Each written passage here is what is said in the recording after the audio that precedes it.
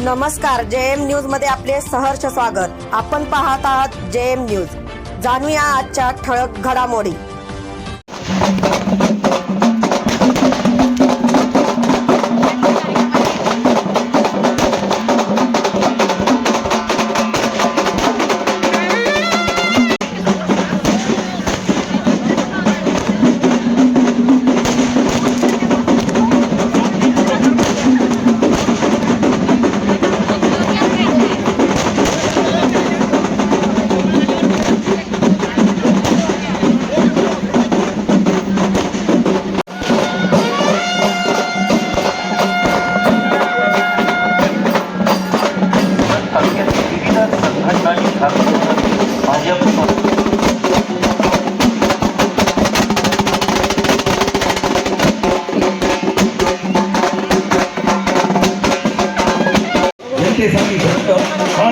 धर्म कर्तव्य याची नेतृत्व विकासाची गती गोपीचंद पदकर आमदार म्हणजे जनतेची शक्ती जनतेची शक्ती।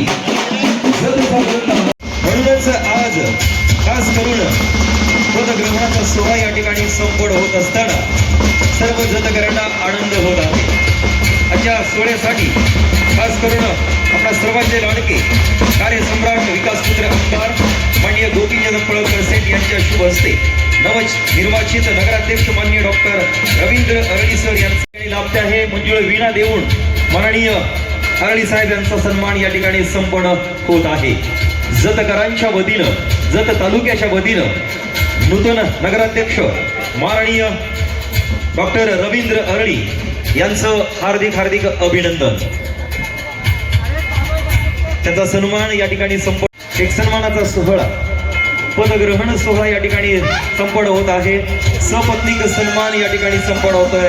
डॉक्टर रवींद्र अरळी डॉक्टर रेणुका अरळी यांचा नूतन नगराध्यक्षपदी आपली निवड झाल्याबद्दल त्याचबरोबर प्रभाग 1 ब मधून नवनिर्वाचित नगरसेविका मधी कैकाडी लक्ष्मीबाई अण्णाप्पा यांचाही सन्मान आजच्या सोहळ्याच्या निमित्तानं या ठिकाणी संपन्न होणार आहे। साळे राजकुमार कल्लाप्पा यांचंही हार्दिक हार्दिक अभिनंदन आणि त्यांच्या वाटचालीस हार्दिक शुभेच्छा आहेत। यानंतर लक्ष्मीबाई अण्णाप्पा कैकाडी प्रभाग 1 ब मधून यांनी आपला विजय खेचून आणल्याबद्दल त्यांचाही सन्मान आज या ठिकाणी संपन्न होत आहे। यानंतर पुढील सन्मान नूतन नगरसेवक प्रमोद सदाशिव हिरवे प्रभाग 2 अ मधून निवड झाल्याबद्दल त्यांचाही सन्मान आज मान्यवरांच्या शुभ हस्ते संपन्न होत आहे। माननीय प्रमोद सदाशिव हिरवे प्रभाग 2 अ मधून निवडून आलेले याचबरोबर प्रभाग 2 ब मधून निवडून आलेल्या डॉक्टर वीणा शंकर तंगडी मॅडम यांचाही सन्मान आजच्या सोहळ्याच्या निमित्तानं संपन्न होत आहे। डॉक्टर वीणा शंकर तंगडी मॅडम यांचंही मनपूर्वक हार्दिक अभिनंदन आणि त्यांच्या वाटचालीस हार्दिक शुभेच्छा आहेत। निवडून आलेल्या नूतन नगरसेविका यांचाही सन्मान आज या ठिकाणी संपन्न होणार आहे। सीमा संतोष पटणशेट्टी मॅडम प्रभाग 3 अ मधून निवडून आल्याबद्दल त्यांचाही सन्मानाच्या सोहळ्याच्या निमित्तानं होतोय। त्यांनी आपला सन्मान स्वीकारावा ही विनंती आहे। यानंतर आमंत्रित करतोय गौतम रामचंद्र ऐवळे प्रभाग 3 ब मधून निवडून आल्याबद्दल त्यांचाही या ठिकाणी सन्मान होत आहे। सर्वांनी जोरदार टाळ्यांनी आपण त्यांचं सर्वांचं अभिनंदन करूया। सन्मान आजच्या सोहळ्याच्या निमित्तानं संपन्न होत आहे। यांनाही त्यांच्या या नेतृत्वाबद्दल हार्दिक अभिनंदन आणि हार्दिक शुभेच्छा आहेत।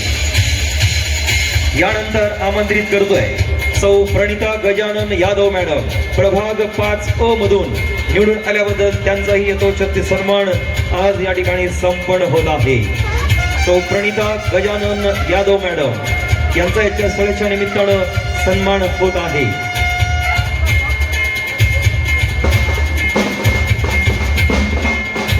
नवनिर्वाचित नगरसेवक गौतम रामचंद्र ऐवळे प्रभाग 3 ब मधून निवडून आल्याबद्दल त्यांचा सन्मान माननीय विकासपुत्र आमदार गोपीचंद पडळकर साहेब यांच्या शुभ हस्ते तुळशीहार त्याचबरोबर सन्मानपत्र आणि वीणा देऊन त्यांचा सन्मान या ठिकाणी डॉक्टर सौ रेणुका अरळी यांच्या शुभ हस्ते संपन्न होतोय।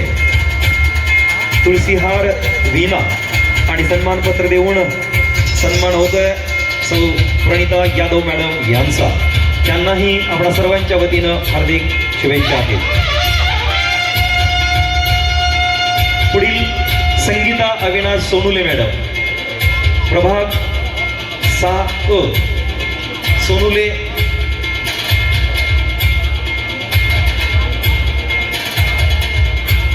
संगीता सोनुले मॅडम यांचाही सन्मान होतोय. प्रभाग क्रमांक 6 मधून निवडून आलेल्या नगरसेविका यांचा सन्मान होतोय. यानंतर विक्रम शिवाजी ताड, प्रभाग 6 मधून निवडून आल्याबद्दल त्यांचाही सन्मान आजच्या सोहळ्याच्या निमित्तानं संपन्न होत आहे. विक्रम शिवाजी ताड, तुळशीहार वीणा आणि सन्मानपत्र देऊन त्यांचंही या ठिकाणी अभिनंदन करण्यात येत आहे. विद्यमान विकास आमदार माननीय पडळकर साहेब यांच्या हस्ते. यानंतर आमंत्रित करतोय नंदिनी सोमशेखर मठपती मॅडम, प्रभाग क्रमांक 11 नंदिनी सोमशेखर मठपती मॅडम, प्रभाग 11 मधून निवडून आल्याबद्दल त्यांचाही सन्मान या ठिकाणी डॉक्टर रेणुका अरळी मॅडम आणि मान्यवरांच्या शुभ हस्ते संपन्न होत आहे. तुळशीहार वीणा आणि सन्मानपत्र देऊन त्यांचा सन्मान आणि गौरव करण्यात येत आहे. यानंतर प्रभाग 11 मधून निवडून आलेले नवनियुक्त नगरसेवक माननीय मिथुन रमेश भिसे यांचाही सन्मान संपन्न होणार आहे. त्यांनाही विनंती आपण आपला सन्मान स्वीकारावा. मानाची शाल, तुळशीहार वीणा आणि सन्मानपत्र देऊन त्यांचा सन्मान या ठिकाणी संपन्न होत आहे. विकासपुत्र कार्यसम्राट आमदार माननीय गोपीचंद पडळकर शेठ यांच्या शुभ हस्ते. यानंतर प्रभाग 10 आनंदाचा हा क्षण नवनियुक्त नगराध्यक्ष फिरोज नदाम, प्रभाग 10 मधून निवडून आल्याबद्दल त्यांचाही सन्मान या ठिकाणी संपन्न होतो. याचबरोबर जे भावी नगरसेवक यांना म्हणवलं जातं सन्मानपत्र माननीय सुभाष कापळे,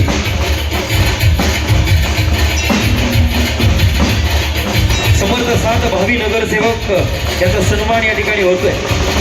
नोव्हेंबर 25 मध्ये झालेल्या अटीतटीच्या आणि सुरक्षित झालेल्या निवडणुकीमध्ये भारतीय जनता पक्षाचे निष्ठावान कार्यकर्ते म्हणून जे आपण पक्षकार्य केले, भारतीय जनता पक्षाच्या सिद्धांतावर आणि विकासावरती विश्वास ठेवला आणि यांच्या शुभ हस्ते या ठिकाणी संपन्न होत आहे.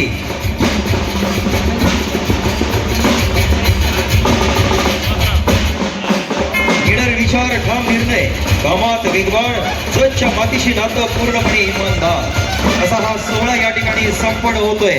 माननीय गोपीचंद पडळकर शेठ याचा सन्मान, त्यांचा धर्म. तेव्हा सर्वांना विनंती, जोरदार टाळ्याने आपण या सर्वांचं हार्दिक हार्दिक अभिनंदन करूया आणि पुढील वाटचालीसाठी या सर्वांना हार्दिक शुभेच्छा.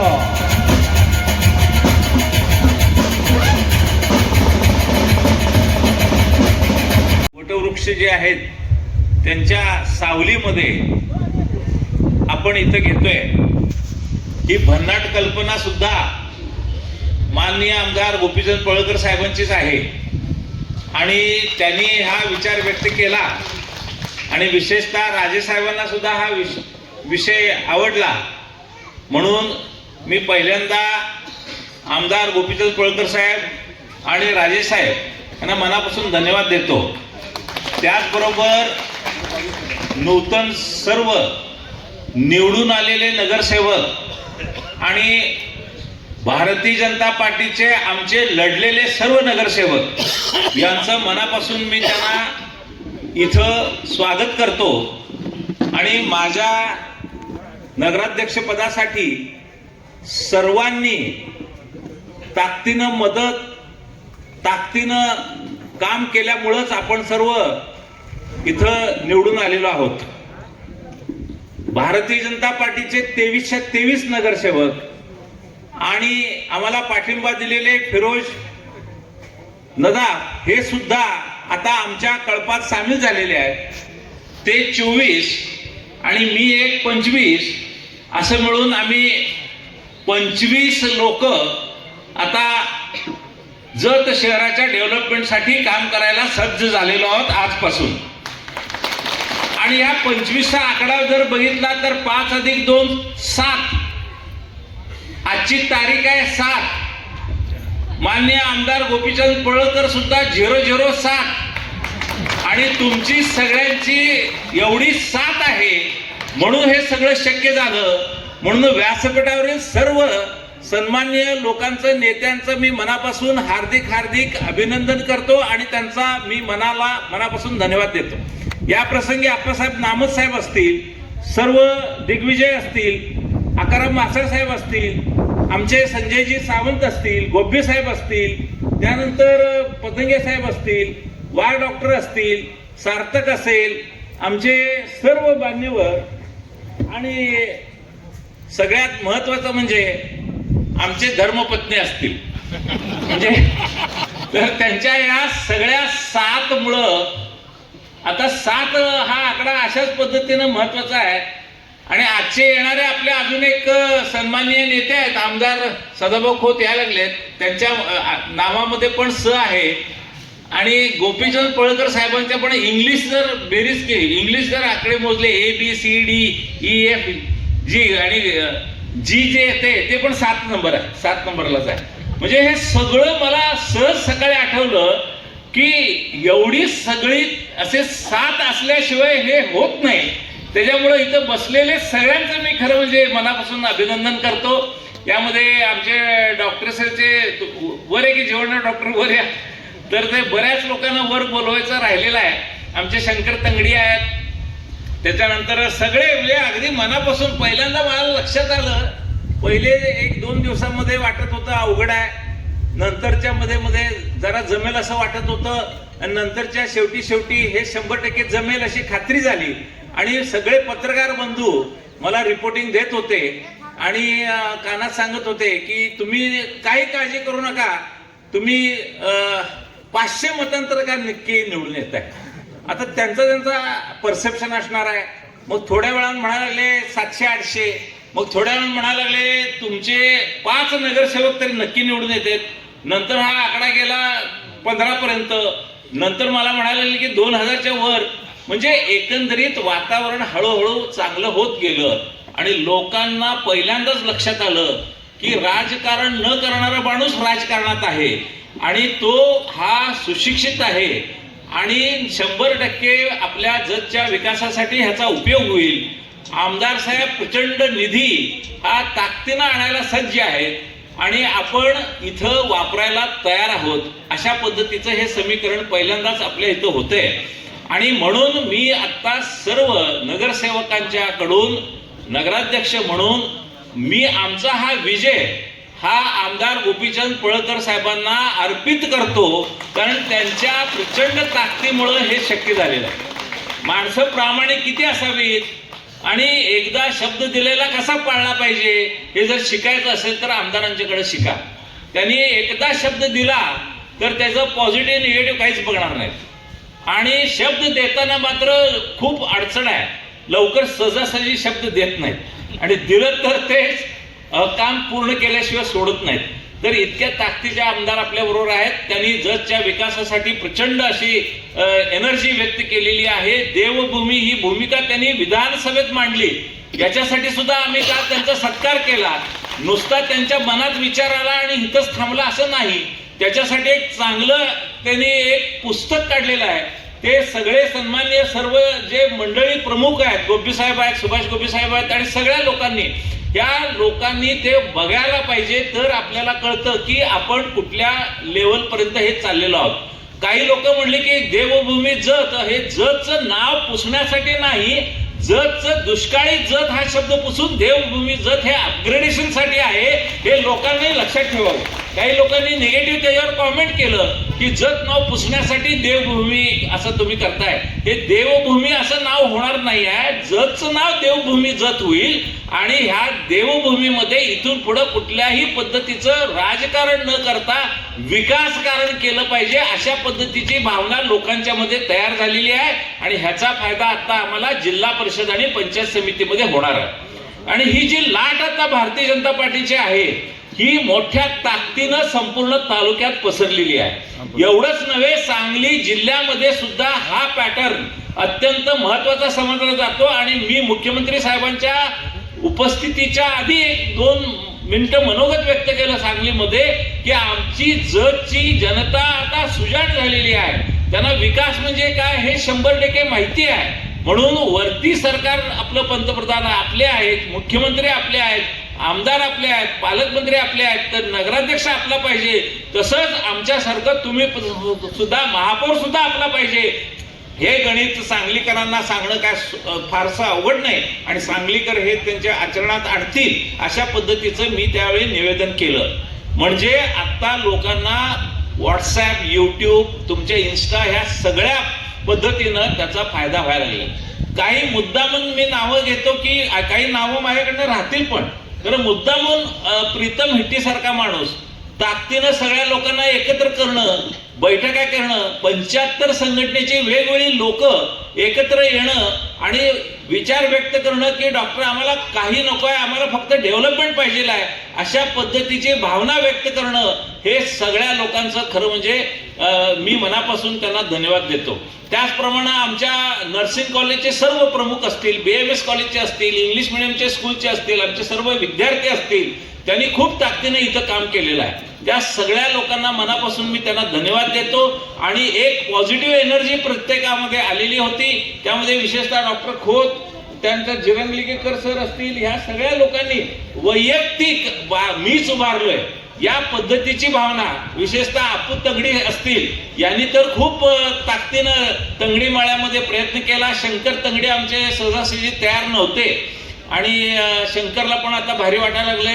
आणि आम्ही वर्गमित्र सगळे आम्ही मिरज हायस्कूल पासून ते MBBS पासून MD करूपर्यंत आम्ही एकत्र होतो. आणि त्यावेळी त्याच्यामध्ये लिडरशिप गुण होती, परंतु तो लिडरशिप दाबून धरला आणि त्यांच्या पत्नीनं तो पूर्ण केला लिडरशिप. आणि त्याच्यामुळे त्याचंही मनापासून अभिनंदन करतो, कारण त्यानं उमेदवारी दिली म्हणून आमचे 2 लोक तिथल्या वार्डात बसली. तर अशा पद्धतीचं पठण शेट्टी असू देत, सगळ्यांनी खूप ताकदीनं काम केलेलं आहे.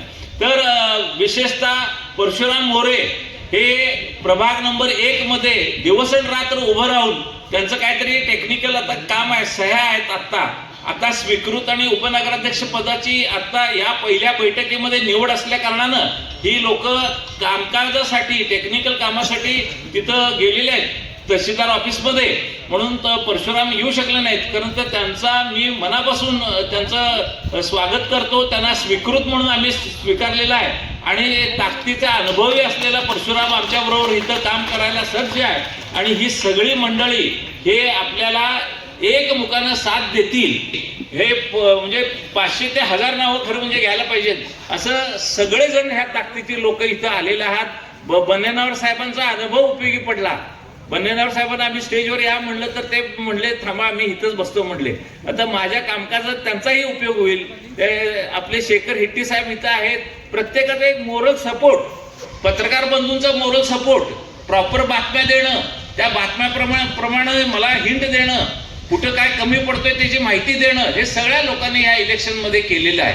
म्हणून मी काय म्हणतो की शेठचा गाडीचा नंबर 007 आहे. मी आधी 2 वेळा उभारलो, 00 झालं आणि आता शेठची साथ मिळाल्यामुळे 7 नंबर मला मिळाला. तर ह्यामुळं मला असं वाटतं की अशी कोणतरी माणसं आपली प्रामाणिक आयुष्यात असल्याशिवाय आपण यशस्वी होत नाही. त्यामुळे ज्यांना कुणाला आता इलेक्शन करायचे आहे, लढायचं आहे, पुढं नेतृत्व करायचं आहे, अशा लोकांनी आमची आणि शेठची साथ घ्यायला हरकत नाही. आणि सगळेजण अशा पद्धतीनं आणि न भूतो न भविष्यती असं सगळं घडलं. त्याच्यानंतर ही नगरपालिकेची इलेक्शन आली, ताकद आपली दिसली, एकजूट सगळी दिसली.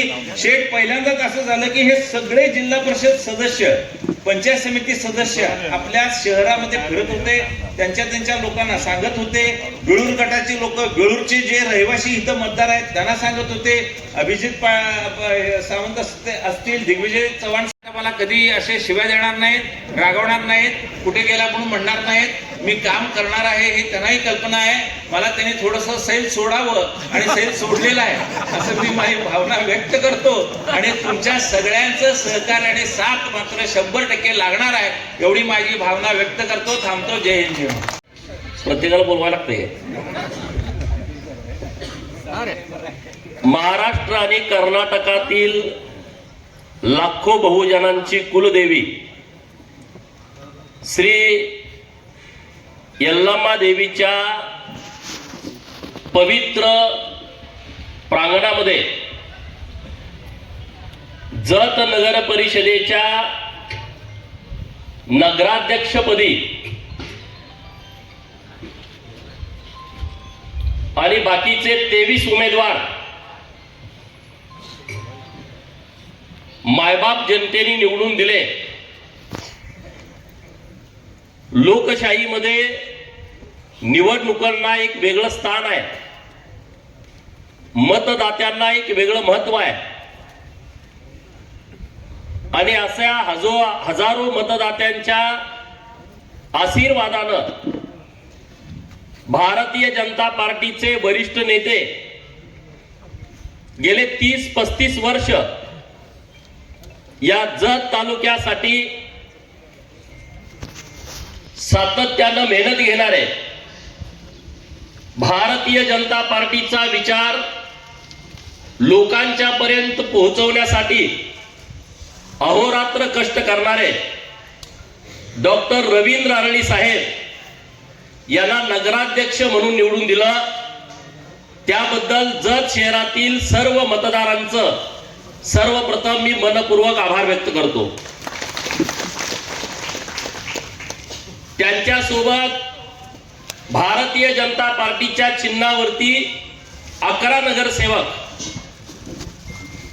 आणि अपक्ष म्हणून प्रभाग क्रमांक 10 मधून निवडून आलेले माननीय फिरोजभाई नदाफ असे 12 जण यांनी भाजपाला 11 तर आपलेच आहेत, 1+ असं समर्थन दिलेलं आहे. अशा सर्वांचा पदग्रहण सोहळा आज पार पडतोय. भारतीय जनता पार्टीला पहिल्यांदाच जत शहरामध्ये नगराध्यक्ष पदाचा मान मिळालाय. याचा मनस्वी आनंद भाजपाचा कार्यकर्ता म्हणून मला आहे.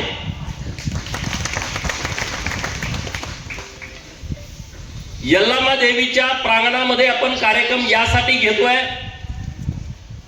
की जत तालुक्यामध्ये अनेक प्रश्न आहेत, अनेक अडचणी आहेत. ते प्रश्न, त्या अडचणी सोडवण्यासाठी आपण लोकप्रतिनिधी म्हणून तर चांगलं काम करतोयच, प्रयत्न करतोयच, परंतु एक सकारात्मक ऊर्जा, आशीर्वाद आपल्या पाठीशी असणं आवश्यक आहे. आणि आपली यल्लामा देवी अत्यंत कडक आहे, तुम्हाला माहित आहे. आणि यल्लामा देवीचा आशीर्वाद आपल्या नगराध्यक्षांच्या, आपल्या नगरसेवकांच्या पाठीशी असला तर जत शहराचा संपूर्ण कायापालट झाल्याशिवाय राहणार नाही, हा माझा विश्वास आहे. आणि यल्लामा देवीच्या साक्षीनं जर आपण पदग्रहण करत असेल तर आपली जबाबदारी पण वाढलेली आहे. आपल्याला या गावातल्या सामान्यातल्या सामान्य लोकांच्यासाठी काम करायचं आहे, गरीबातल्या गरीब लोकांच्यासाठी काम करायचं आहे. या शहराचा चेहरा बदलावा, या शहरामध्ये पायाभूत सुविधा निर्माण करता याव्यात, यासाठी मेहनत घ्यायची आहे. आणि म्हणून यल्लामा देवी, अंबा माता, चिंगी बाबा, बंकेश्वर, काली माता आणि आपल्या तालुक्यातल्या अनेक देवांचा आशीर्वाद हा आपल्या सर्व पदाधिकाऱ्यांच्या पाठीशी आहे. आणि मला विश्वास आहे की डॉक्टर साहेब आणि त्यांचे सगळे सहकारी हे अत्यंत वेळ देऊन जत शहरातल्या लोकांच्या ज्या आशा अपेक्षा आहेत, आकांक्षा आहेत, ते 100% पूर्ण करतील. त्यामध्ये कुठलीही कसलीही अडचण येणार नाही. बाकीचे उमेदवार आमचे निवडणूक लढले आणि हारले, नाराज आहेत, नाउमेद झालेत. पण त्यांना मला हेच सांगायचं आहे, निवडणुकीमध्ये असं होत राहतं. जे 100 मतांनी पडलेत, जे 50 मतांनी पडलेत, जे 200 मतांनी पडलेत, त्यांनी फक्त पवन कुंभारला आठवावं. तो तर नशिबानं पडलाय. फिरोजबाई दोघं आता एकाच व्यासपीठावरती आहेत. म्हणजे आपण राजकारणामध्ये निवडणूक लढवतोय, हे सगळं लोकांच्या हातामध्ये आहे. लोक ठरवत असतात. आपण जिथं कमी पडलोय त्या उणिवा लक्षात घेऊन आपण लोकांच्या मध्ये गेलं पाहिजे, लोकांची कामं केली पाहिजेत. ज्या प्रभागात नगरसेवक निवडून आलेत तिथं तर 100% आम्ही काम करूच, पण जिथं आमचे उमेदवार पडलेत तिथं 101% चांगलं काम करू आम्ही. त्यामुळे त्यांनी चिंता करण्याची आवश्यकता नाही. आज उपनगराध्यक्ष पदाची पण निवड आहे आणि आमचे गौतम भैया आणि विक्रम दादा दोघं इच्छुक होते. दोघांनी काल बसून ठरवलं की विक्रम दादांनी उपनगराध्यक्ष पहिल्या वेळेस व्हावं आणि दुसऱ्या वेळेस गौतम भैयांनी व्हावं. त्या दोघांच्यासाठी पण जोरदार टाळ्या वाजवाव्या. एकच स्वीकृत पद आमच्याकडे आलं होतं आणि आमच्याकडे इच्छुक बरेच होते. तर त्या सर्वांची आम्ही माफी मागतो. रागाला येऊ नका, नाराज होऊ नका. संधी मिळत राहते. परशुराम भैया मोरे हे नगराध्यक्ष पदाचे उमेदवार होते आणि त्यांना आम्ही थांबवलं. त्यांच्या प्रभागातून त्यांनी चांगलं लीड दिलं. दोन्ही नगरसेवक निवडून दिले आणि एक डॉक्टर साहेबांच्या सोबत एक पूर्ण वेळ काम करणारा एक हाडाचा कार्यकर्ता असावा म्हणून पार्टीला बघा ते पण आलेले आहेत. त्यांच्यासाठी जोरदार टाळ्या वाजवा. तर त्यांना स्वीकृत पदाची संधी दिलेली आहे. सागर पाटील गॉगल मधून माझ्याकडे रागानं बघतायत, पण चिंता करू नका. व्यासपीठावरती पण दोघं चौघं माझ्या पाठीमागे आहेत. परंतु त्यांना मी 100% शब्द देतोय की तुम्हाला योग्य सन्मान मिळेल. काही चिंता करू नका. एक साधन आहे पद, म्हणजे लोकांच्यासाठी काम करण्यासाठी. पद असल्यावरच काम होतंय अशातला भाग नाही. मी तुमच्यासाठी आहे ना. इथं बसलेला सामान्य माणूस तुम्ही आमदारच आहात, कारण तुम्ही सांगितलेलं काम मी 100% करतोय. म्हणजे तुम्ही तिथं लोकांच्यासाठी आमदार आहे. शहरामध्ये तुम्ही जे सामान्य लोक आहेत त्यांच्यासाठी तुम्ही नगराध्यक्षच आहात, कारण डॉक्टर साहेबांना तुम्ही जे काम सांगाल ते 1,00,000% होणार आहे. त्यामुळे काही चिंता करू नका. आपल्याला डेव्हलपमेंट करायची आहे. आपले राजे डबळे साहेब इथं या कार्यक्रमासाठी उपस्थित आहेत. यल्लामा देवीचा संपूर्ण परिसर डेव्हलप करण्याचं स्वप्न आम्ही पाहतोय. की मी ही यात्रा बघतोय गेल्या वर्षांपासून. मी माझ्या आयुष्यात एवढी मोठी यात्राच बघितली नाही की जी 10 दिवस चालते आणि 2-2, 3-3 तास ट्रॅफिक इथं होते. 10 दिवस कंटिन्यू अशी यात्राच मी पाहिली नाही. आणि यल्लामा देवीला खूप लोक येतात. आता पण सलग लोक येत आहेत. तर हा संपूर्ण परिसर आम्ही आता डेव्हलप करतोय. तो जरी डबळे सरकारांचा वैयक्तिक असला तरी सुद्धा आम्ही काही ना काही मार्ग काढून त्यांची संमती घेऊन त्यांची परवानगी घेऊन हा परिसर संपूर्ण डेव्हलप करणार आहे. हे नुसतं यल्लामा देवीसाठी नाही, अंबा मातेच्या मंदिराचा सुद्धा एक मोठा आराखडा आम्ही तयार करतोय. कुठल्या ना कुठल्या मार्गानं आपल्याकडे पैसे येतील ह्याच्या वाटा आम्ही शोधत राहतोय. मुंबईला मी जातोय दर आठवड्यावर, म्हणजे काहीतरी काय माझं वैयक्तिक काम घेऊन जात नाही. ना माझी सुदगिरी नाही, ना माझा बँक आहे, ना माझा कारखाना आहे, नाही मी बँक बुडवल्या, मी कुठलं तर कर्ज काढलंय ते बुडवून. माझं काहीच वैयक्तिक काम नाही. माझं काम एकच आहे, देवाभावांच्याकडे जाणं, मंत्रिमंडळातील सगळी मंत्री महोदयांच्याकडे जाणं आणि त्यांच्याकडून जतसाठी काही येतंय का याच्यासाठी प्रयत्न करणं. आणि म्हणून अंबा माता मंदिर हे फॉरेस्ट एरियामध्ये असल्या कारणानं फॉरेस्टच्या माध्यमातून एक वेगळा आराखडा आम्ही तयार करतोय. आणि अंबा माता मंदिर, यल्लामा देवीचं मंदिर हे दोन्ही मंदिराचा परिसर अत्यंत चांगल्या पद्धतीनं डेव्हलप करतोय. आता मी आमदार झाल्याच्या नंतर अगोदर 2 आणि नंतर 7 अशा 9 मंदिरांना तीर्थक्षेत्र बचा दर्जा देण्यामध्ये आम्ही यशस्वी ठरलोय. राज्याचे मुख्यमंत्री माननीय देवाभाऊ आणि ग्रामविकास खात्याचे मंत्री माननीय जयाभाऊ यांच्यासाठी जरा जोरदार टाळ्या वाजवा. इतक्या जोरात टाळ्या वाजवा की त्यांच्यापर्यंत गेल्या पाहिजेत आणि 45 कोटी रुपये त्यांनी दिले पाहिजेत. कारण एका मंदिराला 5 कोटी रुपये द्यायचे आहेत सरकार. किती? एका मंदिराला 5 कोटी. आता लोक माझ्यावरती टीका टिप्पणी करतात खालच्या लेवलला जाऊन. मग मी यायच्या अगोदर इथं देवस्थान आपली होती का नव्हती? मी यायच्या अगोदर इथं आमदारपद होतं की नव्हतं? मी यायच्या अगोदर इथं सरकार होतं की नव्हतं? ग्रामविकास खातं होतं की नव्हतं? तेव्हा कोणी मुख्यमंत्री होतं की नव्हतं? सगळं होतं, परंतु भावना नाही. अरे इतकी मोठी दैवी शक्ती जत तालुक्यामध्ये आहे, भारतातल्या कुठल्याच तालुक्यात नाही. मी अत्यंत जबाबदारीने बोलतोय, भारतातल्या कुठल्याच तालुक्यामध्ये ही शक्ती नाही आहे. इतकी मंदिरं एका तालुक्यात, वळीनं नावं घेतली तर 36 नावं होत आहेत, आणखी वाढायला लागलेत. मला काल नंदीवाले समाजाचा फोन आला की डफळापूरमध्ये महाराष्ट्रातला सगळा नंदीवाले समाज येतो, तिथं मरगुबाईचं मंदिर आहे. परवा मी दरीवडचीला गेलो, तिथे लोक म्हणले आमचं एक मंदिर राहिलंय. आणि म्हणलं मी 2 महिने मीडियात बोलतोय, 2 महिने सातत्यानं, तुम्ही मला सांगायला पाहिजे ना. म्हणजे इतकी मोठी शक्ती आपल्या तालुक्यामध्ये आहे हे आपल्या तालुक्यातल्याच लोकांना माहित नव्हतं.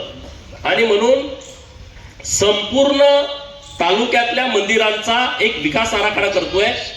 एक एजन्सी आम्ही अपॉइंट केलेली आहे मुंबईची, त्यांनाही आम्ही काम दिलेलं आहे. एकत्रितपणे हे मंदिरं आणि सर्व मठ, म्हणजे आपला शिवानुभव मंडपापासून आपल्या बिळूरचा मठ असेल, उमराणीचा मठ असेल, सोडीचं दत्त मंदिराचा मठ असेल, भाऊसाहेब महाराजांचा मठ असेल, संघचा मठ असेल, बालगाव आश्रम असेल, असे सगळे मठ, असं एक एकत्रित डेव्हलपमेंटचा आम्ही आराखडा तयार करतोय. तो शेकडो कोटी रुपये जाईल. आणि मला विश्वास आहे की आता मी कॉपी टेबल बुक माननीय मुख्यमंत्री महोदयांच्या हस्ते प्रकाशित केलं. सगळ्या मंत्री महोदयांना मी कॉपी टेबल बुक दिलं. पत्रकार मित्रांना पण माझी विनंती आहे, तुम्ही या विषयाकडे एका वेगळ्या नजरेनं बघण्याची आवश्यकता आहे. तुमचा सपोर्ट जेव्हा मला मिळेल तेव्हा मला काम करणं पण सोपं होईल. हे राजकारण संपून गेलं, महिन्याभरात जिल्हा परिषद पण संपून जाईल. परत 4-5 वर्ष 4 वर्ष तर निवडणुका नाही आहेत. निवडणुकीच्या वेळेस प्रत्येकाचं मत, प्रत्येकाचा विचार प्रत्येकाला असू शकतो, त्यांनी त्यांच्या पद्धतीनं जावं. पण पुढच्या 4 वर्षामध्ये, आणि डॉक्टर साहेबांना तर आजपासून 5 वर्ष आहेत, तर या 5 वर्षामध्ये तुमच्या सर्वांच्या सहकार्याची आम्हाला आवश्यकता आहे. आणि तुम्ही आम्हाला मदत करा. सकारात्मकपणे आपण पुढे जाऊ. नुसतं आपल्याला बोलून चालणार नाही, आपल्याला त्याच्यावरती कृती करावी लागेल, आपल्याला त्याच्यावरती काम करावं लागेल. आणि आम्ही काम करायला तयार आहे ना. लोकांनी आम्हाला निवडून दिलंय, आमची जबाबदारी आहे. काल मी सगळे म्हैसाळचे अधिकारी घेऊन सकाळी 9 वाजल्यापासून सगळ्या लाईनची पाहणी केली. आणि मला आनंद आहे, यल्लामा देवीच्या साक्षीनं जत तालुक्यातल्या माझ्या मतदारांना सांगायला मला आनंद वाटतोय की मुख्य जी पाईपलाईन आहे मल्याळपर्यंत, बेडक पासून फक्त 4 किलोमीटर 57 किलोमीटर पैकी काम बाकी आहे. सगळं 53 किलोमीटर काम पूर्ण झालंय. 1600 मीटरचा जो बोगदा आहे फक्त 200 मीटर काम बाकी आहे. 1400 मीटरचं काम पूर्ण झालंय. टप्पा क्रमांक 1 जे पंप हाऊस आहे 90% काम पूर्ण झालंय. पुढच्या 6 महिन्यामध्ये मशिनरी सहित ते काम पूर्ण होत आहे. टप्पा क्रमांक 2चं जे पंप हाऊस आहे जे कुडनूर मध्ये आहे ते काम आता सुरू केलेलं आहे.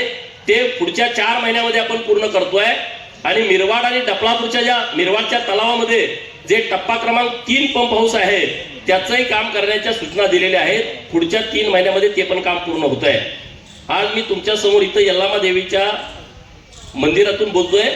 तर डिसेंबर 2026 ला यल्लामा देवीच्या पायावरनं हे आपल्या नदीचं पाणी जाणार आहे यल्लामा देवीच्या साक्षीनं.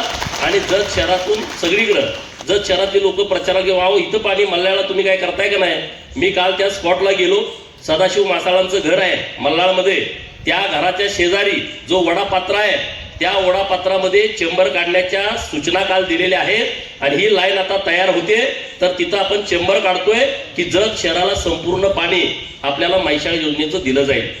आणि 17 तलाव डिसेंबर 2026 ला, आता मी तुमच्याशी जानेवारी मध्ये बोलतोय, डिसेंबर 2026 ला आपण म्हैसाळच्या पाण्यानं 17 तलाव भरून घेणार आहे. 17 तलाव म्हणजे संघ पर्यंत पाणी जाणार आहे. संघचा तलाव सुद्धा डिसेंबर मध्येच आपण भरतोय. संघच्या तलावात पाणी जाणं याचा अर्थ संघचा कॅनॉल जो सुसलात पर्यंत जातोय, सोनलगी पर्यंत जातोय, तिथपर्यंत ते पाणी जाणार आहे डिसेंबर महिन्यामध्ये. राहिलेली जी गावात जाल्याळ वगैरे या परिसरातली त्यांच्यासाठी परत एक 7-8 महिने आपल्याला वेळ लागणार आहे. म्हणजे 2027च्या डिसेंबर पर्यंत आपल्या जत तालुक्यामध्ये एकही गाव, एकही शेतकरी असा राहणार नाही की ज्यांचं क्षेत्र म्हैसाळच्या पाण्याखाली, ओलिताखाली आलं नाही, याची काळजी आम्ही सरकारच्या माध्यमातून घेतोय. 500 कोटी रुपये नाबार्डकडे आता प्रस्ताव दिलेला आहे. आता तो नियोजनकडे आहे, म्हणजे काम एक दिवस सुद्धा कुठलं थांबणार नाही. आणखी 2000 कोटीची गरज आहे आपल्या जत तालुक्याला. आता 2000 कोटी रुपये मिळाले आहेत, आणखी 2000 कोटीची गरज आहे. सगळी कामं, सगळ्या पाईपलाईनी होण्यासाठी काही बॅरेजेस आपल्याला करायचे आहेत बोर नदीवरती. सोमलिंग बोरामणी साहेब बसले, थोडं वर या तुम्ही व्यासपीठावरती, त्यांच्यासारख्या सूचना असतील की तिथं काही बॅरेजेस आपल्याला नवीन तयार करायचे आहेत. कारण पाणी सोडल्यानंतर साठवायचं कुठं, तर ते पण आपण प्रस्ताव दिलेले आहेत. जुने जे पाझर तलाव आहेत, जे गळतायत, त्यांना साठवण तलावामध्ये रूपांतरित करायचं आहे. अशी सगळी कामं. उमराणीला पण पाणी डिसेंबरमध्ये येते बरं का. बसरगीवाले पण इथं आहेत, गुगवाडवाले इथं आहेत. त्यांना सगळ्यांना सांगायचं आहे की डिसेंबरमध्ये तुमच्या इकडच्या तलावामध्ये पाणी देण्याची व्यवस्था ही डिसेंबरमध्ये होती आहे. त्यामुळं आता काही दुष्काळ पडतच नाही. या वर्षी पाऊस आपल्याला भरपूर पडलाय. मला वाटतं या सगळ्या परिसराचा शिंदूर पण आलंच की, शिंदूर आलं, बिळूर आलं, बसरगी आलं, साळमाळगेवाडी, खिलारवाडी, सगळे ती गावं आली. म्हणजे मी आपलं एखादं गाव राहिलं तर लगेच म्हणा तुम्ही आमचं नाव घेते नाही, तुला जाऊ की जिल्हा परिषद, असं काही करू नका. बरोबर ना. तुमच्या गावात पण येणार आहे मॅडम डिसेंबरच्या अगोदर. इकडची जी लाईन आहे कुळगिरी गुड्डापूर, यातलं 13 किलोमीटरचं काम पूर्ण झालंय आता मी तुमच्याशी बोलत असताना. इकडची मुचंडी लवंगा जी लाईन आहे त्या लाईनचं पण काम जोरात सुरू आहे. तरी मी कशासाठी सांगतोय, तुम्ही म्हणाल अरे पाणी देतो म्हणून निवडणूक लढवली होती, मग ह्याचं नेमकं चाललंय काय. तर आता उद्या पण मिटिंग लावली मी, परवा दिवशी ईडी साहेबांच्या सोबत परवा दिवशी मिटिंग लावलेली आहे की आपण एक तिसरी लाईन मागतोय ना. 2 लाईन टाकलेत, सव्वाशे कुसेकच्या 2 लाईन आहेत, परंतु आपलं क्षेत्र जास्त आहे, पुढे ते प्रॉब्लेम होणार आहे. आणि ही बाब आम्ही निदर्शनास आणून दिल्याच्या नंतर जवळपास 600 कोटी रुपयाचं नवीन एस्टिमेट झालेलं आहे आणि म्हणून तिसरी लाईन प्रस्तावित केलेली आहे. तर त्याच्या संदर्भातली बैठक आम्ही परवा दिवशी शुक्रवारी पुण्यामध्ये लावलेली आहे. तर सातत्याने या विषयामध्ये आमचं लक्ष आहे. जे आपलं प्राणी संग्रहालय होतं ते राज्य सरकारनं मंजूर दिलं, त्याचं पत्र पण तुम्हाला मिळालंय. पुढच्या 3 महिन्यामध्ये केंद्र सरकारची मंजुरी माननीय देवाभाऊंच्या साथीने आम्ही घेतोय. 106 कोटी रुपये पहिल्या टप्प्यामध्ये मंजूर केलेले आहेत. त्याचं एस्टिमेट वाढू शकतं, ते 150 कोटी रुपयेपर्यंत जाऊ शकतं. आणि एक भव्य दिव्य देखणं प्राणी संग्रहालय आपल्या जतमध्ये होतंय की जेणेकरून आपलं जे सगळ्यांचं स्वप्न आहे पर्यटनासाठी बाहेरच्या तालुक्यातल्या लोकांनी जतला आलं पाहिजे, ते आपलं 100% स्वप्न पूर्ण होणार आहे. कारण 100 एकर जमिनीमध्ये एवढं मोठं प्राणी संग्रहालय आपल्या पश्चिम महाराष्ट्रामध्ये कुठंच नाही. महाराष्ट्रामध्ये कुठं एखाद दुसरा असेल तर मला त्याच्याविषयीची माहिती नाही, पण आपल्या पश्चिम महाराष्ट्रामध्ये तर नक्की नाही. आणि त्यामुळे मोठ्या प्रमाणात लोक आपल्या जतला येतील. 2000 लोक जेव्हा जतला येतील तेव्हा किमान 20 ते 30 लाखाची उलाढाल आपल्या जतमध्ये होईल. दुसरं एक निवडणुकीच्या प्रचाराच्या निमित्तानं आम्ही सांगत होतो की आम्ही जत शहरातली लाईट, ज्याला 18 लाख रुपये महिन्याला बिल भरावं लागते नगर परिषदेला, आणि आम्हाला ते सोलारवरती करायचं आहे. मागच्या आठवड्यामध्येच 1 मेगावॅटसाठी 6 कोटी रुपये आम्ही मंजूर केलेले आहेत आणि दुसऱ्या मेगावॅटचा पण प्रस्ताव दिलाय. पुढच्या 2, 4, 5 दिवसामध्ये तो पण आपला मंजूर होईल. 2 मेगावॅट लाईट आपण आपल्या जत शहरासाठी तयार करतोय. 1 रुपयाही आपल्याला बिल भरायची आवश्यकता नाही, 1 रुपया पण.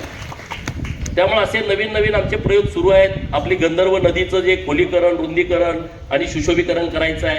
आता तुम्हाला विनंती मला ही करायची आहे की जिथं जिथं सरकारी जागा आहेत, आपल्याकडे सरकारी जागा कमी आहेत. डबळे घराण्यांचं खरं तर आभार मानलं पाहिजे की त्यांनी खूप जागा आपल्या सरकारसाठी दिलेल्या आहेत. आता काही ते देतील मला वाटत नाही, आपण त्यांना विनंती करू, पण आताची परिस्थिती तशी नाही. पण ज्या जागा आहेत त्या तरी आपण ताब्यात ठेवल्या पाहिजेत. जिथं जिथं अतिक्रमण केलेलं आहे त्या सगळ्या लोकांना नम्र विनंती आहे की तुमच्या अतिक्रमणामुळं आपल्या गावाची शोभा पण जाते. आम्ही तुम्हाला जागा द्यायला तयार आहे, पण तुम्ही नगर परिषदेला सहकार्य करण्याची आवश्यकता आहे. आम्ही एक चांगलं शॉपिंग कॉम्प्लेक्स, जेवढ्या जागेमध्ये तुम्ही अतिक्रमण केलंय तिथं पैसे उपलब्ध करून आम्ही ते शॉपिंग कॉम्प्लेक्स करणार आहे. त्यामध्ये कुणी जर राजकारण करण्याचा प्रयत्न केला तर अजिबात खपवून घेतला जाणार नाही. तो आमच्या पार्टीचा असू द्या किंवा पुढच्या पार्टीचा असू द्या. जतच्या विकासाच्या दृष्टिकोनातून कुणी जरी अडवा आला तर आम्ही खपवून घेणार नाही. नंबर 1.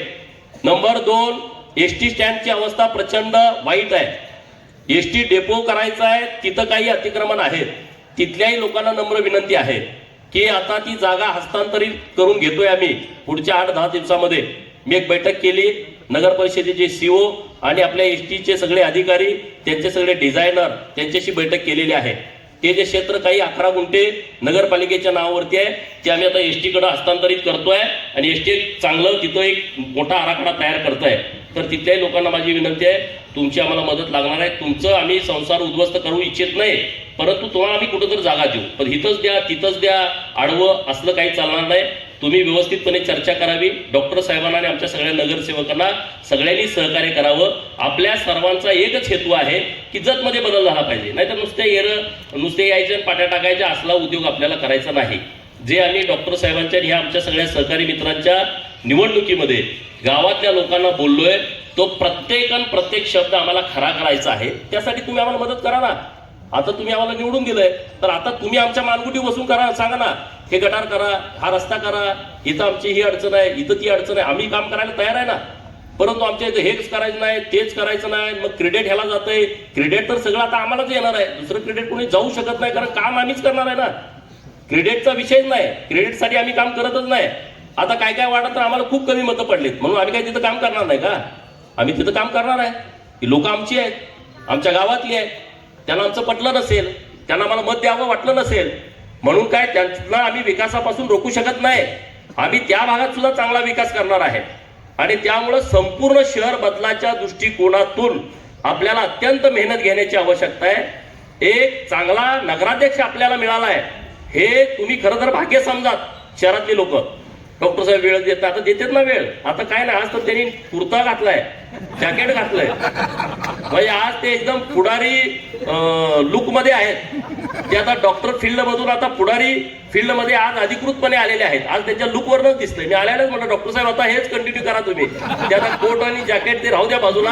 आता तुम्ही एकदम ओरिजिनल पुढारी झालाय आणि आता ते बरोबर हँडल करायला लागलेत गावातल्या लोकांना. त्यांना पण अंदाज यायला लागलाय सगळ्यांचा.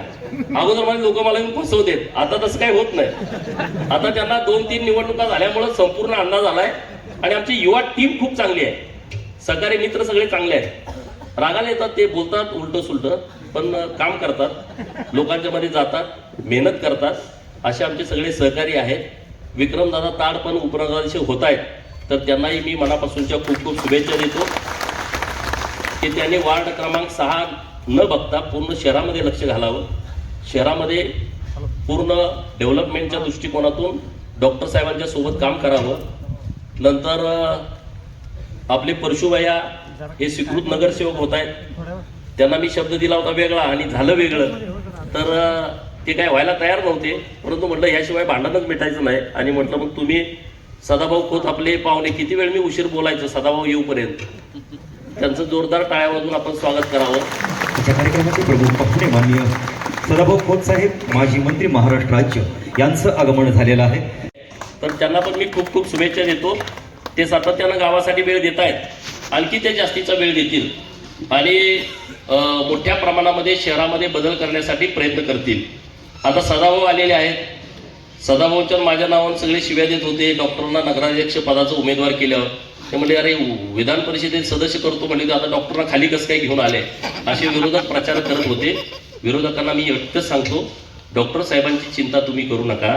डॉक्टर साहेबांची चिंता करण्यासाठी भारतीय जनता पार्टी सक्षम आहे, खंबीर आहे आणि भारतीय जनता पार्टीचे नेते वर्षावरती बसलेले आहेत. ते योग्य वेळी योग्य निर्णय करतील.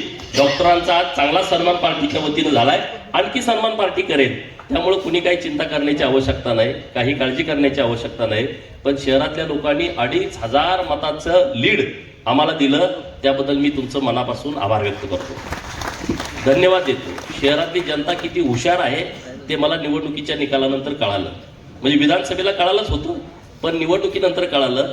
डॉक्टर आमचे 2500च्या फरकाने निवडून येत आहेत आणि आमचे खालचे गडी 12 जण पडतायत. म्हणजे विचार करा, लोक किती विचारपूर्वक मतदान करतायत. म्हणजे वरची सीट निवडून येते, खालच्या सीट आमच्या निवडून येत नाही. आटपाडीत पण तसंच झालं. सलग पहिल्या 1, 2, 3, 4, 5 सीटा आमच्या पडल्या आणि आमचा नगराधीश 1000 मतांना लीड आहे. म्हणजे लोक फार विचारपूर्वक मतदान करतात आणि या निवडणुकीमध्ये शहरातल्या लोकांनी फक्त आणि फक्त देवाभाऊंच्याकडे बघून, आम्ही तर काय माध्यम आहोत, गोपीचंद पडळकर हा भाजपचा कार्यकर्ता आहे. भारतीय जनता पार्टीची ताकद गोपीचंदच्या मागं आहे म्हणून मी काम करू शकतो. हे माझं काम नाही आहे. मी फक्त मध्यस्थ आहे तुमचा. जत विधानसभा मतदारसंघातील मायबाप जनता आणि सरकार म्हणजे मुख्यमंत्री महोदय यांच्या मधला मी मध्यस्थ म्हणून तुम्ही मला नेमलंय. माझं काम इतकंच आहे, जत मध्ये काय पाहिजे इथं गावात फिरणं आणि ते जाऊन मुंबईत सांगणं, मुंबईमधनं निधी घेणं, इथं येऊन तुम्हाला सांगणं. म्हणजे पोस्टमनची जी भूमिका आहे सेम गोपीचंदची भूमिका आहे. इथलं पत्र घेऊन मुंबईला जाणं, मुंबईचं पत्र घेऊन गावाला येणं, याच्या पलीकडे दुसरं माझं काही काम नाही आणि माझं काही ते श्रेय नाही. फक्त भारतीय जनता पार्टी गोपीचंदच्या पाठीमागे उभी आहे म्हणून मी हे काम करू शकतो. आणि त्यामुळं देवाभाऊचं खूप मोठं सहकार्य आपल्याला आहे. आणखी खूप आपल्याला करायचं आहे जतसाठी. चिंता करू नका. MIDCचा पण विषय मार्गी लागतोय. पास्तूरची जाहिरात रद्द करून टाकली. आता डायरेक्ट सरकार आणि केंद्र सरकारची योजना आहे. केंद्र सरकार आणि राज्य सरकार ती जमीन पहिल्यांदा खरेदी करते आणि मोठ्या कंपनीला देत आहे. माझ्यावर टीका होत होती, अरे काय झालं MIDCचं? अरे तुम्हाला जमलं नाही, तुम्हाला गावात साधं सभामंडप बांधायचं जमत नाही, तुम्ही MIDCचं कशाला चिंता करताय?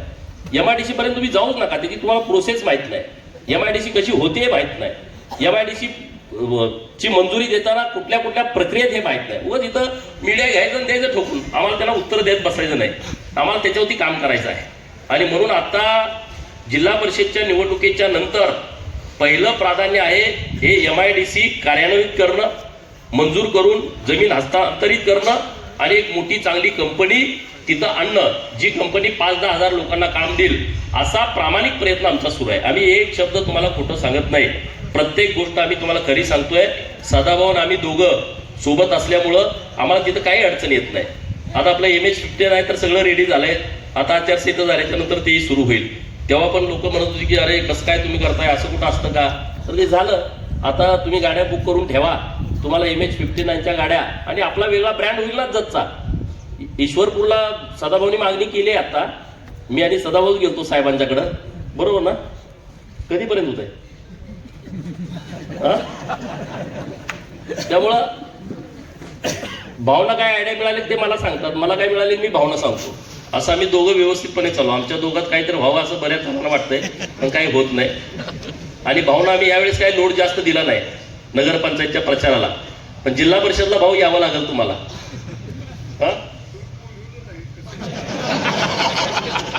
नाही रे, तुम्हाला तिथं जरा लोड होता ना म्हणून बोलवलं नाही. तर जिल्हा परिषदची निवडणूक आली आहे, तर आपल्याला 9च्या 9 जागा निवडून आणण्याच्या दृष्टिकोनातून आपल्याला प्रयत्न करायचा आहे.